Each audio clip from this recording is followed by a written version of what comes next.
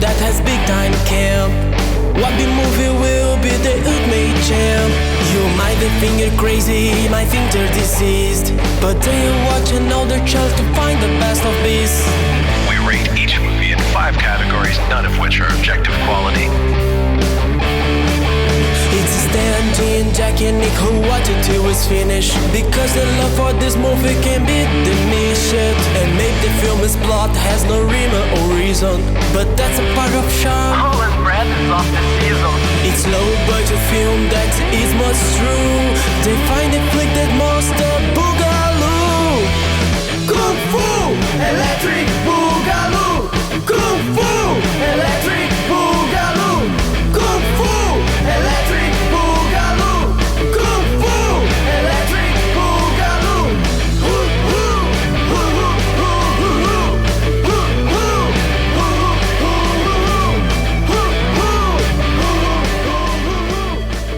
Are you ready to mustache? Hello, my friends. No? Well, then you're out. No mustache rides for you. This is season 7. Kung Fu Electric Boogaloo presents free mustache rides to everyone but Jack. Jack doesn't get any. We know Jack is here, so say hello. Why don't I get any? Well, because you It were was Dick who interested. declined. It was Dick who declined the mustache. Oh. Yeah, I doesn't seem fair. Oh, Nick, you sounded exactly like Jack, so I incorrectly blamed him. So, no mustache rides for you, Nick.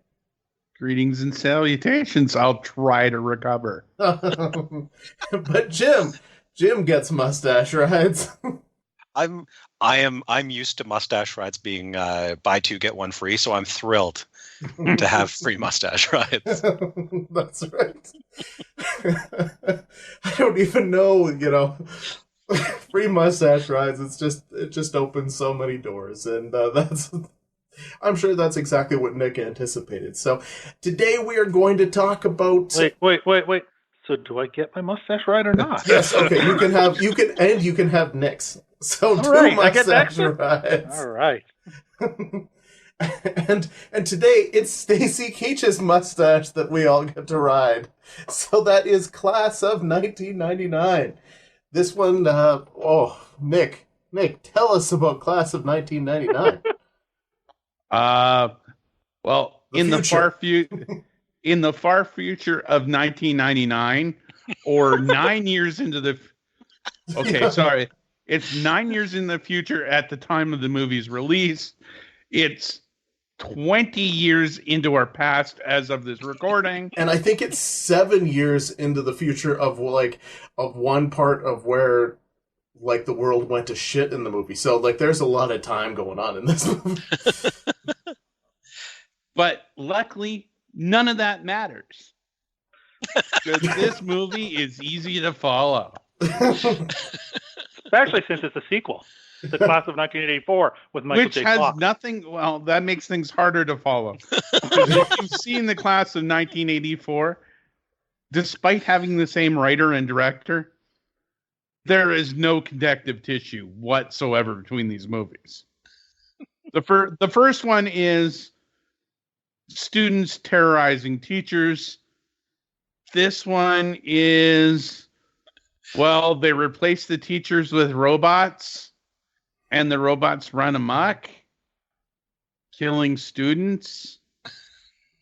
I'd love to do it like a deep dive into the plot of this one, but all I can really say is our star is named Cody, and he's just been released from prison/reform school. I don't know. And he's forced to go to school every day, and he detects something's up with the teachers as they start to kill off his former gang. Yeah, that's it. That's all this movie is. Pam Grier is in it. She is. Stacy Keach is in it. Who strangely chose to play this as an albino, which I was a little confused by, because I always assumed Stacy Keach had in his contract that they had to have his Scotch and he would not wear costumes in any given contract. I've seen a lot of Stacy Keach movies, and I always assumed he just showed up at work in those clothes. Those were his clothes he showed up in. But no, this one, they like dye his hair and shit and make him wear contacts. No, they didn't make him. He chose to. He chose to play the role of I was just surprised. Oh, that's awesome. Because I just assumed he wore nothing but a brown suit and just showed up at work. And his decision-making in this movie is truly a star turn. He makes a lot of choices in this movie. Was the hair his choice? Because, man, that hair right there. When I saw that and saw the tail, oh, God, I started laughing. Stacy Keach with white hair and a rat tail, which I think should make a comeback. The rat tail was never a good choice, but Stacy Keach with white hair and rat tail. But when he turns around, you notice, luckily, his nose beard is still intact. Oh yeah, it's still there, still looks fantastic. So that's all that really matters. And I mean, and that was the real selling point for me. Like when I went looking, I was happy to see Stacy Keach, and this movie, there's no shortage of the wacky, and Stacy Keach provides so much of that. Like the eyes that he's got in there, those contact lenses, fantastic. Mm-hmm. I love that this movie, the description of the movie starts with robot teachers, and you've described Stacy Keach. I think it's important that the listeners know he's not one of the robots. He looks like that, and he is not one of the three robots. Yeah, the robots look perfectly normal. Oh, normal At being. no point in the movie are you sure he is not a robot. But, well, until the end. Oh boy. Man. Yeah, because so our hero gets out of prison. Man, all the stuff with him and the gang, like I mean it just feels so tacked on and pointless. What are you talking about? That totally makes sense. No, seriously, I don't think anything's tacked on in this movie. This is fantastic. Like maybe the best movie we've watched. Seriously, the two gangs were the Black Hearts and the Razor Cuts, I think. Razorheads. Yeah. Yeah, that's those are some good gang names. Of course, in real life, the Gaylords are real gang names, so I guess. And the Jets. Don't forget the Jets. The Jets. No, of course I'm not 100% sure that's a real gang. He got out of jail, and he doesn't want to go back to jail. So the gang that he was part of, it totally makes sense that he was part of this gang. They want him to come back to the gang. His little brother, Angel, wants to become part of the gang. They want him to come back because once you're in the gang, you don't get out, right? For life, you're in a gang. But no, he doesn't want to go back to prison this time for good, so he doesn't want to rejoin the gang. And so now you got this tension with the gang and him, and then you got the other gang which still hates him, and then you got the teachers, which are robots that are essentially were designed for the military, but instead have been repurposed to become teachers and are learning as they go along. And as they learn that the students are essentially worthless, so we're just going to start killing them all. I don't understand anything in this damn movie. Yeah, what are you talking about? It all makes total sense. I got everything together brilliantly. I love this movie. So society is completely broken down. The schools are so violent that they exist in a free fire zone. Yeah. But students still choose to go there. Well, they have to go to school. They need an education, and not all the students are. It's shown that only about 70% of the students are in a gang. There's still 30% that want an education to get out of it, including the daughter of the principal. Of the principal. So she played by the lovely and talented Malcolm McDowell. Yes, I thought you meant Tracy Lynn, the lovely and talented. She's far more lovely and lovely than Malcolm McDowell, but perhaps less talented. Not possible. Not possible. Yes, perhaps more lovely and less talented. I'll give you that. This movie is so amazingly awesome. there's a lot in this movie that appears completely liberated from other movies in that regard, where you're watching it and it's just like, oh, this is great. I can, like, this is the Terminator part. Ooh, this is the Warriors part. Yeah, you got some Warriors, you got some Terminator, you got some Blackboard Asphalt Jungle or whatever the hell it was. You got some it's Blackboard Jungle, right? Blackboard Jungle is what you're going for, yeah. Yeah, you got Westworld. Yeah, you got basically every good movie put together into one excellent movie. With Pam Grier. With Pam Grier. Pam Grier is amazing. Pam Grier rocks it as one of the robot teachers, yeah. This was her comeback movie. She had been gone because she had some sort of injury or illness or something like that for a while. This was like her comeback movie after a while away. And man, did she ever come back. She came back brilliantly. It was awesome. She's not even the best of the teachers. Yeah. Like some of them are like, what was the guy who played Hardin? That guy was fantastic. Was Hardin the history teacher or the gym teacher? He was the history teacher, the older guy. Yeah, he really chewed up the scenery. He was so creepy, man. John P. Ryan. So these three are they're refurbished battle robots. Yeah. What could go wrong with this plan? It's Stacy Keach's plan, so it's perfect from the beginning. I mean, a guy that chose a hairstyle like that, decision making is his skill set. So he refurbishes 3 battle robots, overlays the importance of teaching onto the top of them, and it's chaos in the school. You got to do something to bring it together, right? Like, it's dangerous. That's right. The students who want an education, so it's not a bad plan. It's just that the robots went a little crazy. Yeah, and he's okay with it. It's just like they're just exploring. You want to make an omelet? I think they just didn't have enough WD-40. Yeah. Oh, what a great moment. That part I didn't get. So there's a bit where our hero, Cody, is every movie we chose this year going to have a lead character? It is. I'm going to be so pissed off. That was when it was a second guy named Cody. I laughed my ass. Oh, two in a row. The star named Cody. Bradley Gregg was pretty awesome. sure the star of this movie's name was Cody for most of it. So Cody and his lady friend, who he starts calling her his girlfriend before she's ever implied anything other than just being good pals. Cody and his girl break into where all 3 of the teachers, the robot teachers, live. They share an apartment. That's very mysterious, very suspicious on their school paperwork. And it looks like a minimalist home. There's nothing in it besides a couple of chairs and a box of clothes.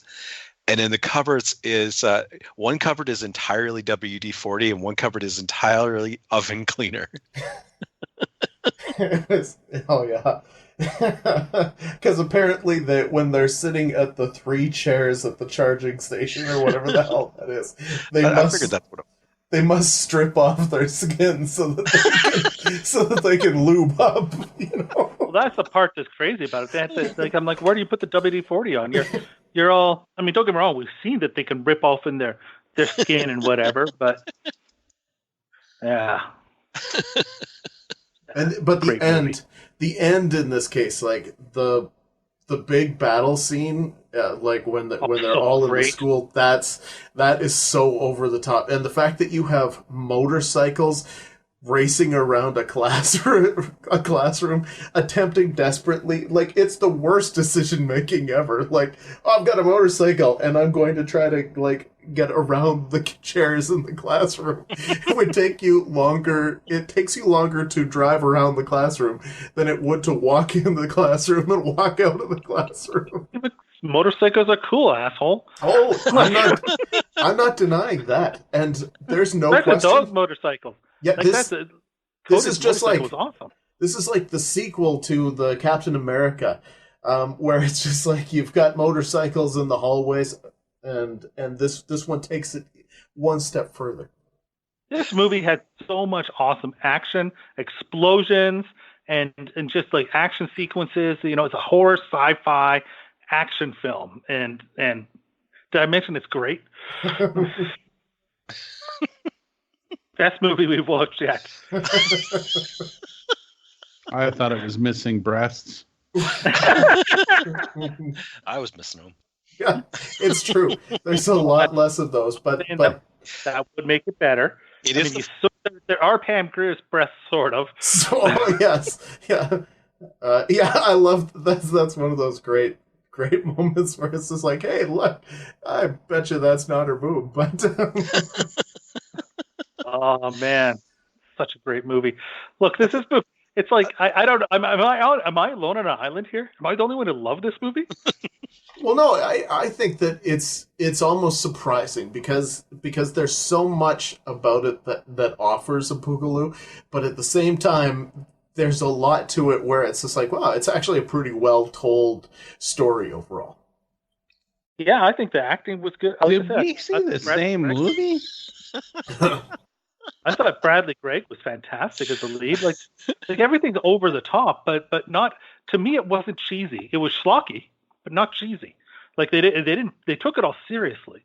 It's so, I mean, yeah, I like I say, great movie. I don't know what else to say about the movie. Like, it's tough to break down the actual parts of it because it doesn't. It's like it really. I mean, it comes out. He gets into the school. The teachers start laying down the discipline, and the discipline gets worse and worse and worse as they decide that the students are more uncontrollable than they realize, and then they start killing. And the lead character is the only one who knows that these teachers are evil. Eventually, he convinces everybody.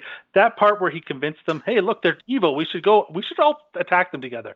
That part might have been not really very convincing. Honestly, that part might not have been well thought out or worked out. But then just action scenes, the scene where the Razorheads and the Blackhearts are fighting each other, the great scenes of in the end in the school. Like, there's so many awesome, just, you know, there was there's a great chase scene in the car and the bike and them coming out of the water was so cool looking. They were all like totally emotionless and like the robot. Like, I thought this was so good. Best movie we've seen yet. I mean, I'm glad that you like this movie. I think it's good when we get a chance to see something that we like. Who picked this one? That was me. I am also glad you like this movie.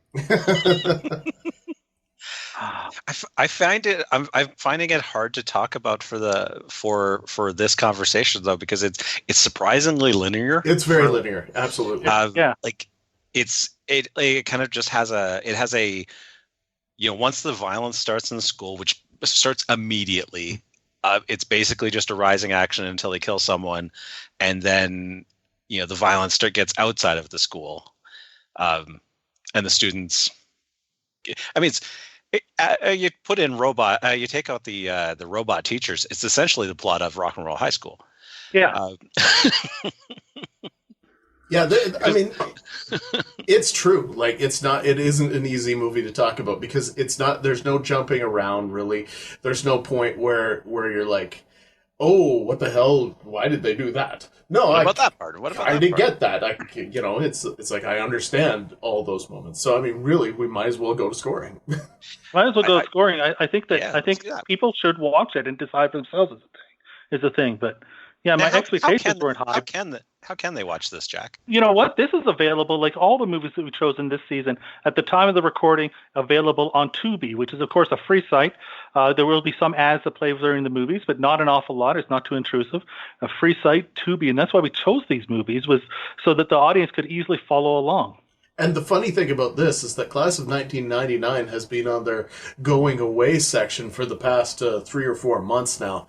And I think as well, I also saw it on the just arrived section. So it's... Well, that happens sometimes on Tubi. That's one of the reasons why Tubi rules. Tubi is the greatest. If you're into this podcast, Tubi is your greatest resource for Boogaloo movies. Probably free Boogaloo movies anywhere on the planet. There's lots of quality. All right. Well, let's let us. And that's without them being our sponsor, which we want them to. Totally want them to be. Imagine what we'd say then.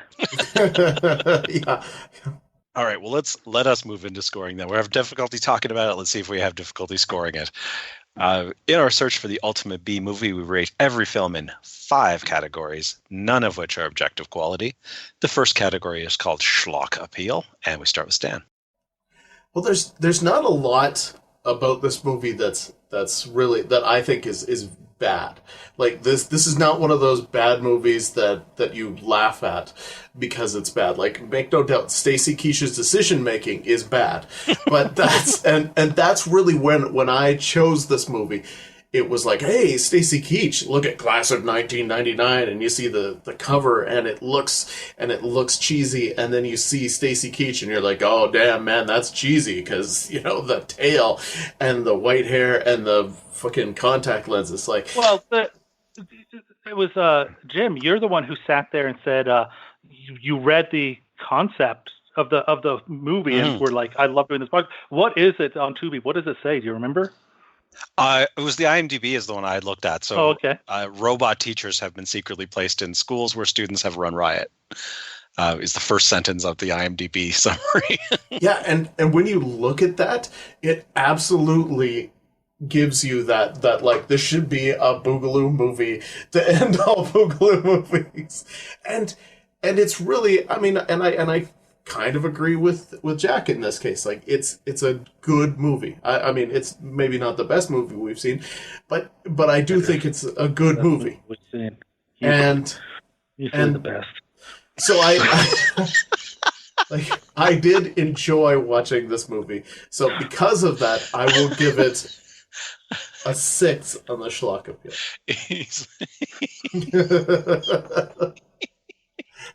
And let's see now. And Jack's reaction, I will give a 9 on the schlock appeal.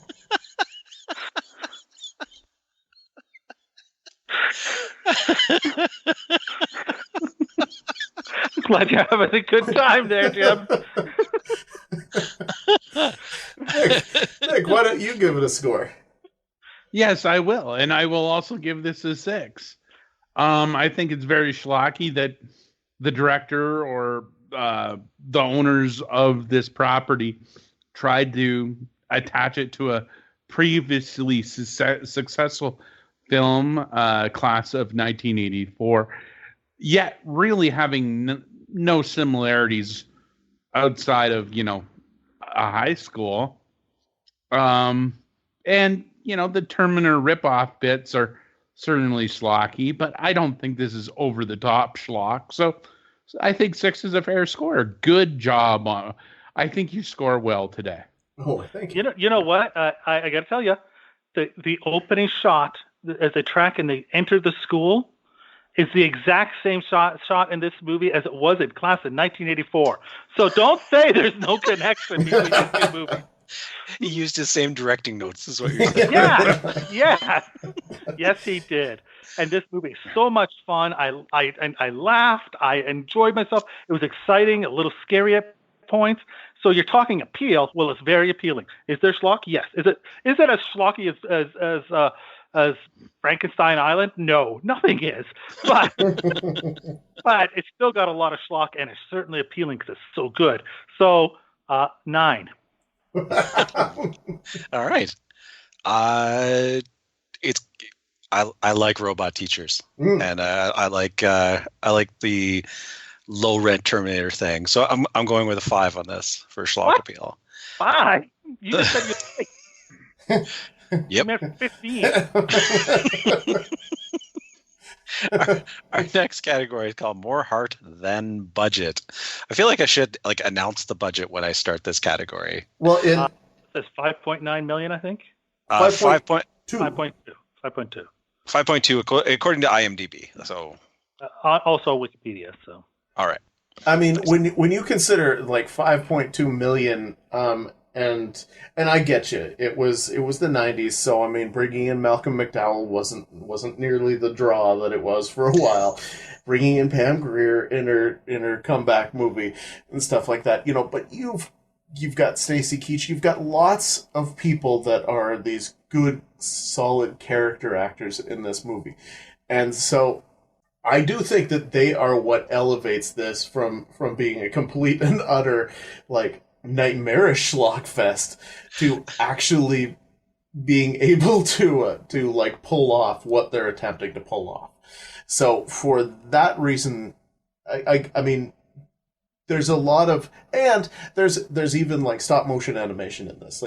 They're really trying to make it look as good as possible. So I'm going to go with a 7. I'm going to go a little bit lower with a 6 on the basis of you have. I think the heart and the budget are just about equal. If they stop paying the paychecks, no one's showing up for work the next day. Well, that's the same. You've got a lot of paycheck players in this movie. Now, granted, they are good paycheck players. Pam Grier, Stacy Keach, Rodney McDowell, they all, they're professional. They always do a good job. They always bring it. Malcolm McDowell, but strangely, Roddy McDowell was in class of 1984. Right. Sorry, I'm getting that sort of fucked up there, but same category actor. Yeah, the McDowells. Yeah. It's the two of them and Andy McDowell. They're basically the same actor. But they show up and do their job. But you know what? If you miss one payment, they're not showing up for work the next day. And this I'm not showing up for my job if they miss payments. That's the dumbest argument I've ever heard in my life. I'm not showing up for this. But I mean, this category, more heart than budget. More is the defining word in that sentence. There is shit. You only get the heart in this one that you pay for. That's what I'm saying. Sounds like my last girlfriend.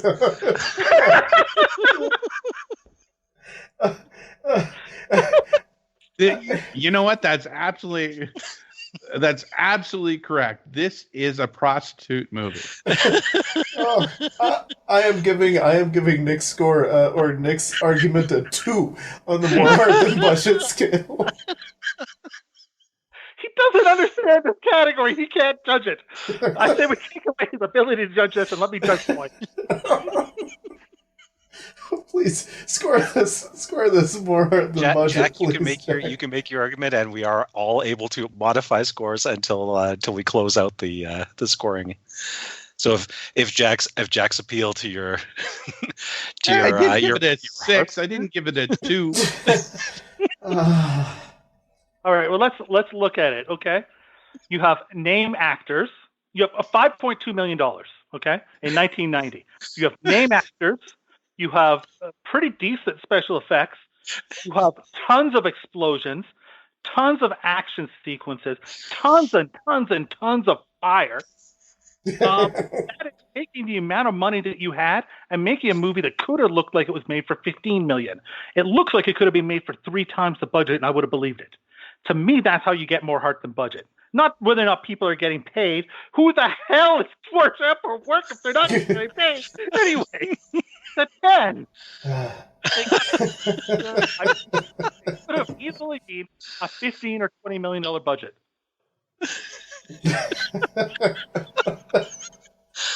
You're right. This is the best movie ever. I before I get my score, I will say that Jack's appeal has raised my score. What I dearly love about doing this show and doing it with the 3 of you is that all 3 of you have argued that Stacy Keach is a big name.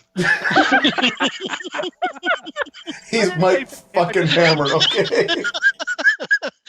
Which I just dearly love. That a name actor like Stacy Keach.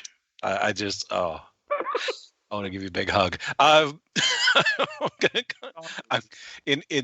Because Jack has swayed me, I'm going to go to an 8 on this. for more heart. I think it does definitely get a lot of bang for its buck, and play that Road Warrior Thunderdome Free Fire Zone thing. That's true. That's another movie that we forgot to mention in the earlier movies. That's like categories called "What the fuck" moments. Mm-hmm. Well, Westworld was mentioned, and I just thought he was confused. I thought he meant the Road Warrior, but that too. Yeah, that too. It's I did not see Westworld in there. Really? There's no water in this movie. Oh god. I think you're thinking Westworld, the movie, Waterworld. not the TV show. Oh, Westworld. You're right. thinking Westworld. Waterworld. I'm thinking Waterworld. Sorry. Westworld. Yul Brynner? You know, that argument makes a whole lot more sense now. Oh god. Fuck me. Waterworld. Oh my god. Oh. I thought maybe Captain Costner had a cameo on this. Big name in 1990. Oh, that's he's no Stacy Keach. But he was God. How am I gonna score this now? What the fucks are the show? What the fucks are at 10?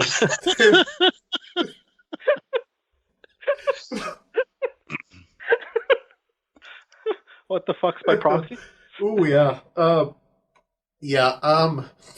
Stacy Keach. I mean, I've talked about it before. There's this one great moment though, where I think they're at dinner, and Stacy Keach's character there. I think it's with Malcolm McDowell, and the way that his contact lenses are put in, they're not facing the right directions.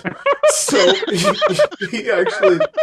He looks like he's a fucking iguana, where it's just like one pupil is pointed out one way, and then another pupil's pointed out the other way. Oh my god! And like it's little moments like that, I think. And when you've got the Pam Grier and she's gotten her the insides showing and stuff like that, and she's walking around. And you realize that she's a double wide suddenly, because it's like, yes, it's Pam Grier, and then there's the Terminator unit that she's wearing on top, which has made her this enormously front wide person, and then of course the wonderful stop motion animation of it's funny when I looked at the stop motion animation of our final Terminator teacher. I was just like, whoa, that's Boogaloo, and what the fuck? And then afterwards, you realize that it's actually done pretty well, and so it's maybe not quite as extreme as one thought. Mr. Briles? Yeah. But the actor who played that, by the way, his name Patrick Kirkpatrick. which is pretty what the fuck by itself.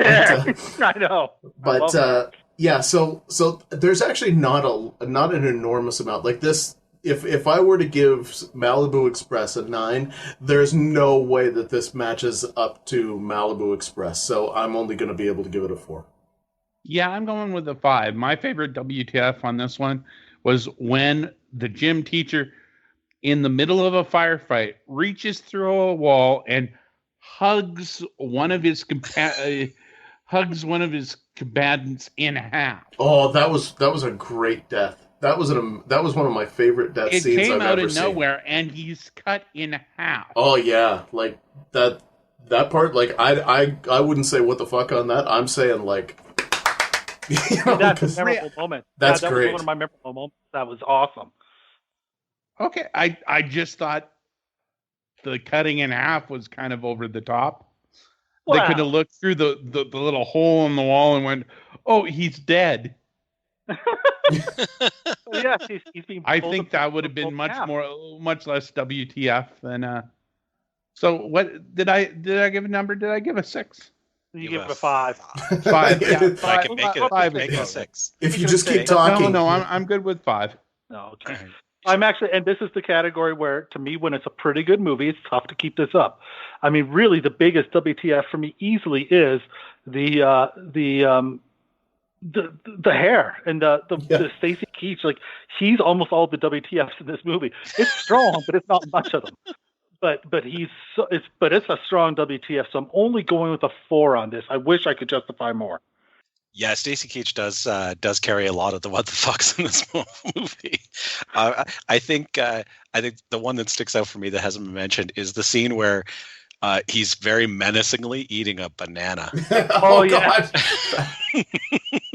Oh yeah. Just, for no good reason. Those weird ass eyeballs staring at you, and just like it's just making eye contact and eating the banana. Well, one eye's making eye contact, and the other one's looking at the banana.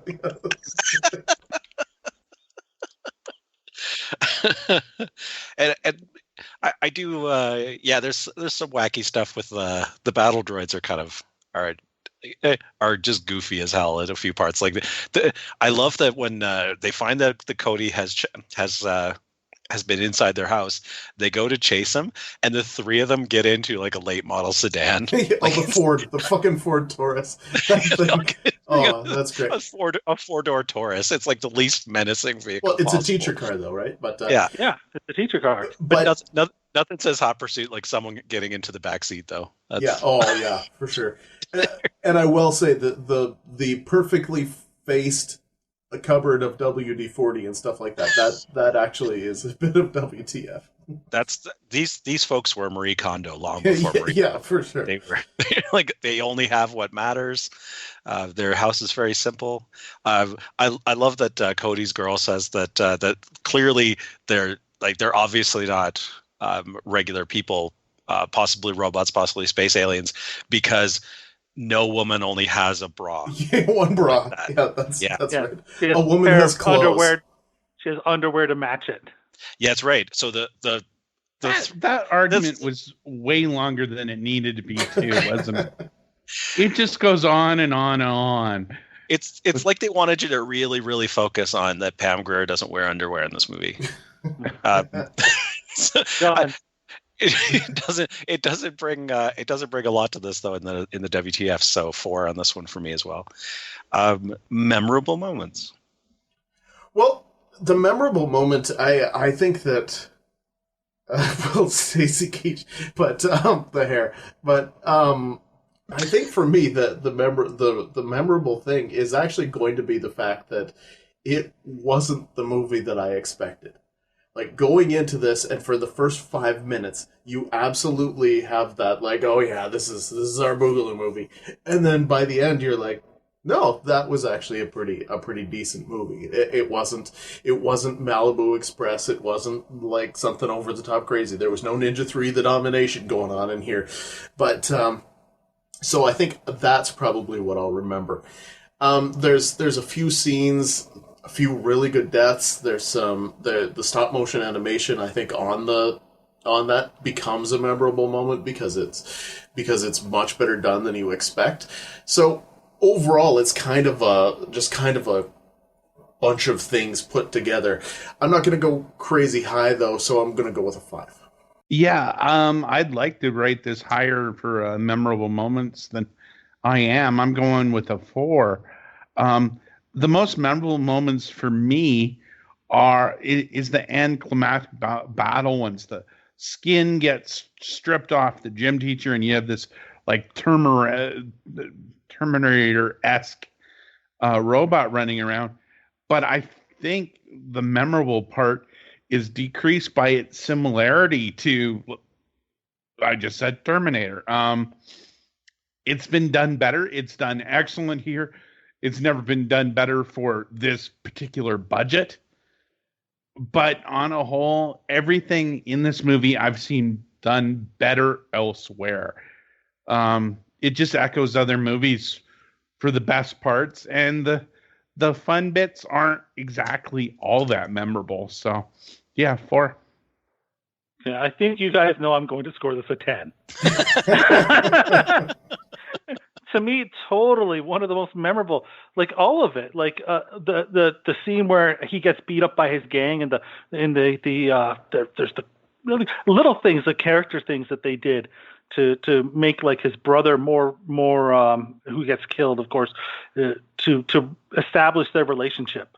So his death means more. Like to me, so that yeah, death but that means was done better in Prayer of the Roar Boys. Same actor too. Oh God. This was way better than Prayer. That's not even. Come on. What the hell am I doing now? Oh man, I love That, this. of course, we talk about that great death. We talk about that great final scene and the great battle where the teachers are picking them off while there's war games going on between the two. The teachers coming out of the water, the special effects being, like I say, much better. Especially that last one when the final robot is pulled in half. And the way it looks, it's so creepy. Got all the green and ooze coming out of the robot, and it's just so cool. I really think this is like, I love this. I love this movie. So even the scene where he's getting beat up by the teacher in the wrestling, I thought was totally memorable and looked completely vicious and real. So I'm an easily 10 on this. If I could give it a 50, I would. You can give it a 50. We'll round down to 10. 10, yeah. You can give it as much as you want. Yeah. I think the robot stuff, like the third act stuff with the robot teachers, is probably the thing that will stick with me the most. I think there's some clever ways to finish off these unkillable machines, and Terminator could take some notes from this on inventiveness. I'm still only gonna go with a 4 though. Come on, the death where he was pulled through the wall and ripped it off is worth an 8 alone. And I like the way Stacy Keach's character died as well. Like, I love the fact that these machines have just gone so far at this point that it doesn't even matter that this guy's basically their creator. It's just like walk into the room, bam, right through the heart. What I'm gonna actually mention here, the song at the end, the the legendary Midge song at the end, the "Come the Day" song. Not to mention that it had like 9 Inch Nails and Trent Reznor and some other good songs in there. But that song at the end was fantastic. Midge, of course, wrote "Let Them Know It's Christmas Time" and started Band Aid with Bob Geldof, and he did that song at the end. It was fantastic. That's it's an original song for this movie too. Yeah, it is. Yeah. Yeah, it is also called Theme for Class of 1999. If we had that as a modifier, then this would get points for that. So our last category is called Crazy Concept. Crazy Concept.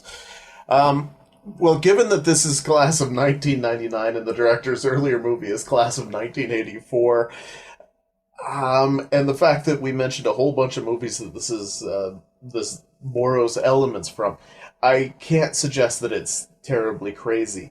I'm just going to be able to give it a 3. Oh, wow, we have total different ways of looking at this. Because I think this was kind of a crazy concept to take the director's previous work, Class of 1984, and go, you know what? I kind of want to film this in the opposite. Let's have the teachers go after the students instead of vice versa. And what would bring it over the top? Oh, yeah, robots. And Stacy Keach. Big star Stacy Keach, that and is. Body McDowell. Yes, this is going to work. So, yeah, I'm going with a 7. I think this is a fairly crazy concept. Yeah, I'd say when you have all those different elements and you talk about them, it borrows from them. But the idea that you put them into one thing is what makes it crazy. It doesn't. And make the water world elements in this, Doctor? It doesn't make it less crazy, Stan. It makes it more crazy. It's a 9. You got a 9. I missed what Nick's was. 7. 7. All right. Which brings it down to me for the final. I wish we had in the trivia if this was pitched as a sequel to 1984 or a Class of 1984, because the idea that you have this like Michael J. Fox, a standby stand and deliver type school drama, followed up by, well, what if same story but with robots? Because if that was the way it went, then that's a totally different thing than, it's like class of was his lucky phrase, and he called both of them that. You haven't seen the first one, have you? I've not. No, you have not. Okay, because your description of it does not do it justice. Yeah, I mean, Michael J. Fox is in the movie, but yeah, no, it's a much more pessimistic view than what you described. Yeah, it's not stand and deliver by any means. No. What would you compare it to? Does it have the how Substitute? many robots? How many robots? No robots. It's only 1984. 187 is another comparison I'd make. All right. Yeah. I'm gonna pick number 6 out of thin air then. So Can I give you something? Sure. Rose McGowan's. This is her debut film. She's in that scene with the history teacher and with Pam Grier. She's one of the people sitting at the desks while everybody's rowdy. Oh, this is her debut. So let's give it an extra 15 for that. I've seen Doom Generation, and she didn't come into her own until. That's right. Until everything cost $6.66. That's right. Yeah, we'll see That if we movie, get that. That movie would score. That movie would score. All right, so that brings us to the end of scoring. Every season we have 2 modifiers plus 4 secret modifiers. And so it still doesn't flow off the tongue the way I want it to. Fair enough. Go back to these 6 secret modifiers. We have 6 secret modifiers. This film takes a nosedive by having 3 of them, all the minuses. Wow. So this film is longer than 95 minutes. The mustache dies. So poor Stacy Keach does die in it. And also it gets the hide the mustache modifier because Stacy gets very little screen time in the grand scheme of things. I will say his minutes are quality, but yeah, for sure. I mean, if you go by if you were to only listen to this podcast, you would think he's in every minute of the movie. That's true. That's true, because so many of our scores are related to Stacy Keach in this case. What the biggest question that I want to know though is how the sequel, The Substitute, Class of 1999 to The Substitute, would do, because it does star my favorite kickboxer, Sasha Michael. So, and Nick Cassavetes, who he always brings it. So perhaps sometime we will get a chance to jump into that one. Oh yes. All right. Well, that gives us a final total of 58 out of 100. Tying it with Battle Beyond the Stars and Revenge of the Nerds. All right. So it's right in that. It's that's pretty low for the best movie we've seen, but surprisingly, right? Surprisingly, it comes out as a mainstream number, which from the pitch and the description and the title, we wouldn't have expected that. But that's kind of how I felt at the end of watching it. Is that this was a much more linear and mainstream thing than we normally watch. Yeah, it's true. I agree. Well, speaking of which, what have we got next? Oh, what have we got next? We have 1 down, 2 to go. We're finally getting into some blaxploitation, which is very exciting. And this is our Fred Williamson mustache movie, but I think it's also our Richard Roundtree mustache movie. It's also our Jim Brown mustache movie. Jim Brown mustache movie. Ah, yes. This movie's going to be incredible. I can't wait. Blaxploitation brought a lot of mustaches to the table for sure. Oh yeah, and that means because this one is number 3, the one after that would be number 4. So we're getting pretty close to our pitches for the following season. Is everybody kind of feeling good about what they got, or what they? I know Nick is going to win, but other than that, hey, if anyone wants to press the chicken button right now, I will bow out. No. Be forewarned, I am bringing the sauce, the hot sauce for this one. All right, I got my concept nailed down. I can do it right now. And I am predicting I'm going to say my category and I'll get a resigning. In unison, you guys are going to tell me to fuck off and we're going to do my season. That is how good my concept is. Well, I have a concept and I'm not confident in it, but I do know what I'm going to pitch. I wish we could do something about Nick's confidence. I think if he just believed in himself. Yeah, it's true. All right, well, that's still 2 episodes away, so let's not get too far ahead of ourselves. Jim, tell the folks where they can find us. All right, we are on Instagram at Kung Fu Electric Boogaloo, and you can also follow our podcast sponsors. We Talk Podcasts on Twitter and on Facebook, and they'll keep you up to date with what we're doing. And also, wetalkpodcast.com is the home of the Octagon, which is our ongoing list of every film we've done, split into the 5 categories as well as the final total. And there was something else I was going to say about We Talk Podcasts. They're great. They're awesome. What I was going to say is you can subscribe to the show on iTunes and on YouTube. Please comment and review the show. It helps us to get the word out. And I do hear that We Talk podcast apparently has other podcasts. So not as good, nice. But they apparently have other podcasts. Interesting. Yeah. And don't forget, of course, that you can watch all of these fabulous movies with us on that Tubi website. Nice. Because, we enjoy watching Tubi. I think it's how we spend half of our time now. They could have given up the Netflix because Tubi just rocks it. Yeah, that's right. Okay. Yeah, it's so true. I'd rather watch Tubi any day.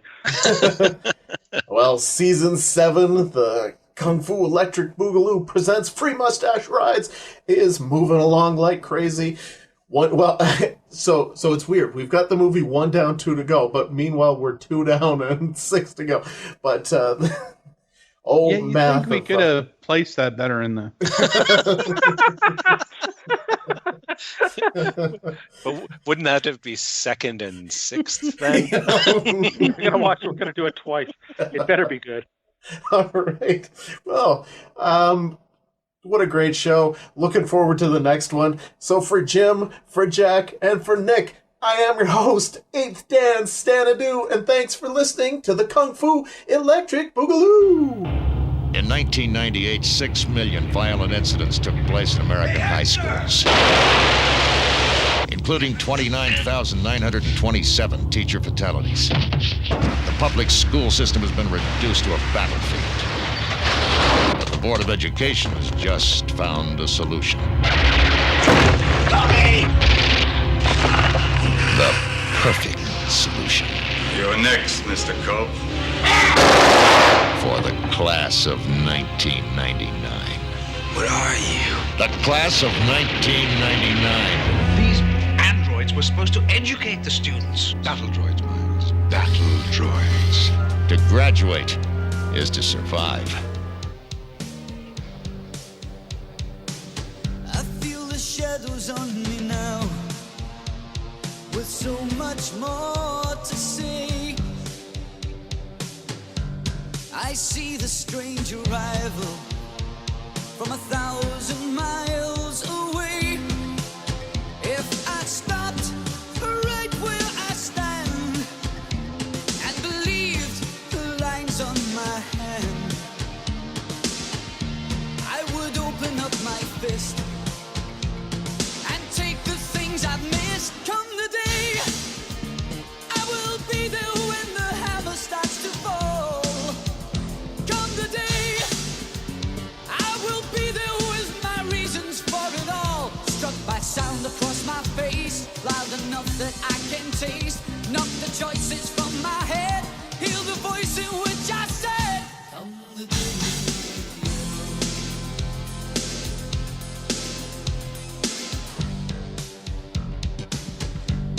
I weave around the dangers, the finest threads unwind.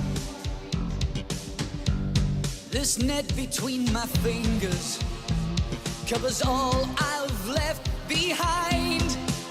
If I stopped right where I stand and believed the lines on my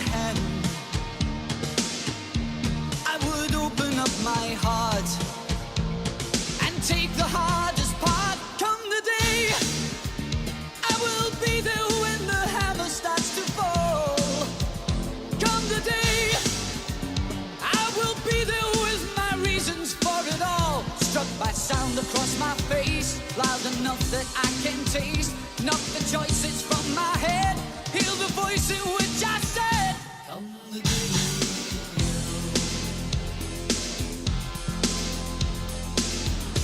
When the hammer starts to fall, I will be there when you call.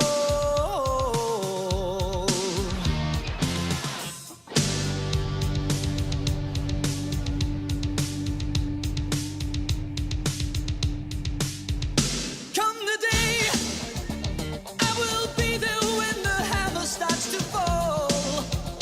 Come the day, I will be there with my reasons for it all. Struck by sound across my face, loud enough that I can taste. Knock the choices from my head, heal the voice in which I said, come the day.